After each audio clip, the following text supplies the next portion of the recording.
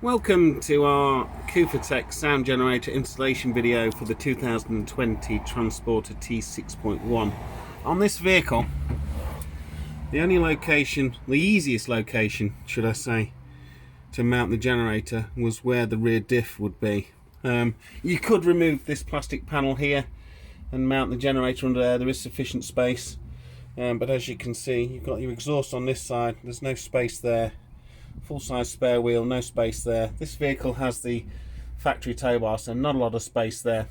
So you've got a bit of space behind this plastic panel, but for us with this installation, it's a two-wheel drive, front-wheel drive vehicle. We decided we didn't want to cut the plastic panel and start messing around with that. So we found the space just here where the rear differential. We've put one bracket on the back of the generator with two bolts into the chassis, and then on the front another bracket welded on which goes on this cross member here. That's with the nut and bolt. This is the universal unit, so our exhaust isn't quite long enough. We could do with probably about a metre extension on there with a couple of 30-degree bends to get it out the back with the exhaust, but for this application, just for us to test, it works okay. Wiring wise, we've took into this black plastic panel here, cable tied there, cable tied there, there, up and over the additive tank under this panel here, and then above this panel is your passenger seat. Now inside the passenger seat there is a rubber grommet which external access for the DPF sensors and etc, so it's quite easy to run the cabling out through the bottom of the passenger seat. Passenger seat's 4 bolts to get out of the way. We'll have a look at that in a moment. Just we'll pause this video and we'll go and have a look under the seat. Okay, we're set up at the minute. We've just been talking to kufatec because although the vehicle wiring diagram says there is engine CAN under the passenger seat, it appears the CAN network doesn't have the correct information on for us. So taking out the passenger seat is 4 bolts, 13mm.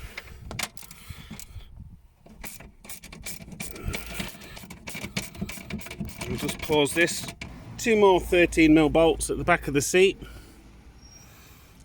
This vehicle is currently undergoing an ABT conversion, so we've got sidebars and front and rear splitters, spoilers, etc. We've already fitted the subwoofer under here. And again, I'll talk you through the subwoofer installation because that's not as straightforward as you would expect. I'm an auto electrician by trade. I spent about 2 hours, had the radio out, lower dash panels out, and in the end I gave up looking for the radio plug.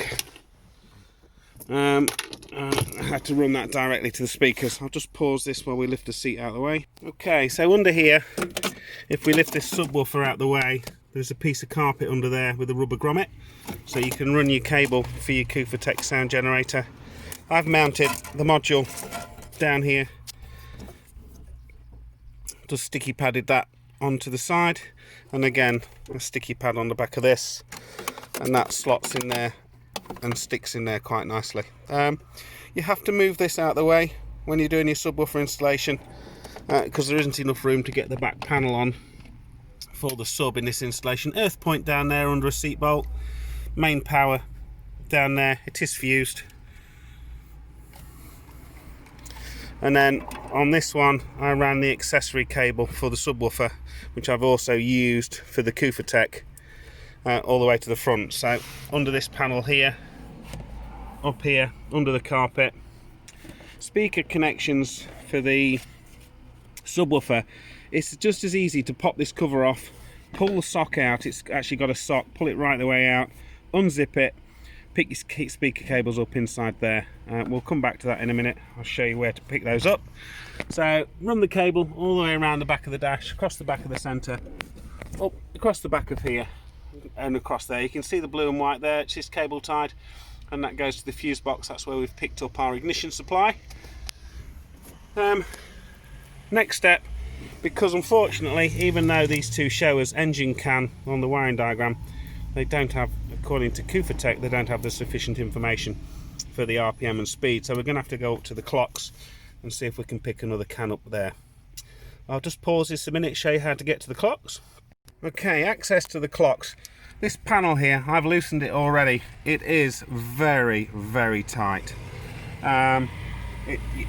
It's marginal as to whether the thing breaks. So you want some plastic dibbers, plastic tools, insert them in around the edges and work forward very, very carefully. So in all these edges, just gradually work this forward. It really is tight. I'll come to that in a second.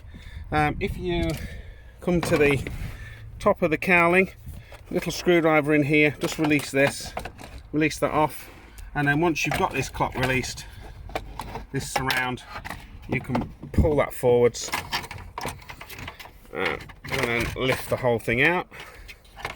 I'm just going to have to pause this and put the camera down. So once you've lifted that out, it is clipped in. It's got these little rubbers on the end of here as well. You have to be very careful. On the end of here, there's a couple of little rubbers that sit in the clocks. You need to get those out of the clocks, otherwise, like me, you'll spend an hour looking behind the dashboard trying to find them. They use these spring clips on here. They are very, very tight. Very, very difficult. Two larger clips down the bottom in the centre. And again, you really have to apply quite a lot of pressure. While you're in here, get these little rubbers out off here before you move the clocks, because they have a tendency, certainly do not try and put the surround back in before removing these rubbers, because when you push it back in, they drop round the back of the dash. So we'll put them up there so we know where they are. Okay, so again, the Speedo itself is very, very tight. I've had it out once already when I was looking for the radio unit to connect the subwoofer, and it is a pig. It's a pig to get out. I've got two screws down here to undo. I'll get those out. We'll just pause the video and then we'll have a go at removing the clock. What I did when I got to this, when I was tugging on this Speedo, it is so tight, and if you look down there, there's some quite sturdy clips in the bottom. I got a 90-degree angle screwdriver, slot it behind the back, and whilst using your hands to support the clock, pull that forward and to release it. It does feel like you're going to break the clocks. They are really, really tight. So in this edge, just hook that round there, and then you can release those clips. Just pause it again. Okay, so that's the clock out. Remove the Speedo, just the normal push and release to release the plug from the rear of the Speedo. You've got these four very, very sturdy clips in there, plus your two screws. So I'm just going to pause this again while we pull this outer cabling back, just to have a look, see if we can find the CAN network for the clocks in here. Okay, so we've opened up the Speedo cable very, very gently with a sharp blade. We've just pulled some of this tape apart so we can have a look in here. We've got a couple of twisted pairs, I would guess, with possibly a LIN network maybe into the clocks on the black and white. This should, in theory, be CAN. On some of the engine drawings for the wiring diagrams for the engine, which I'll show you in a second, we've got orange and brown, and we've also got green shown as some of the CAN networks in and out the engine. So that's a good bet that this is engine data CAN, or certainly we'll have the RPM and the speed data that we need for the kufatec sound generator. So we'll just split those, and then we'll get a nice twisted pair. We're going to have to extend it because the kufatec wiring isn't long enough, so looking at probably about a 3-meter extension with a twisted pair, just to keep the network safe.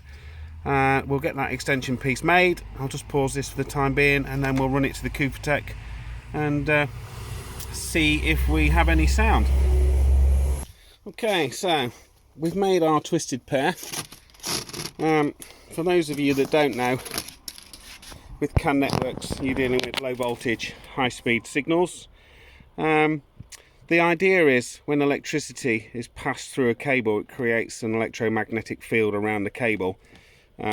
So the idea of twisting the cables gives you some protection against this, and in theory keeps the network. intact. When you're routing these cables, steer clear from speakers, magnets and high current cables, so try not to get them anywhere near any thick power cables, thick earths, thick powers, heater cables. You don't want to introduce any noise into the CAN network on the vehicle if you can help it.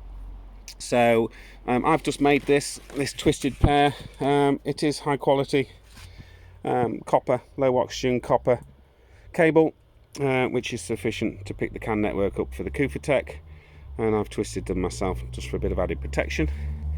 We'll get this cut and start laying it in the vehicle. I'll just pause this for a minute. So I've just insulated this quickly, just for neatness more than anything else, and then we'll start getting it laid in.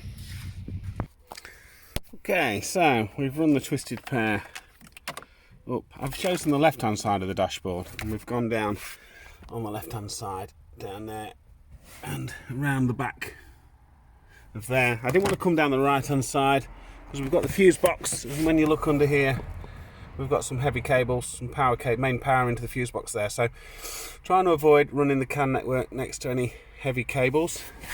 We've come across the back of here, round the corner, lift the step up and up under the access foam there. I'll just pause this again.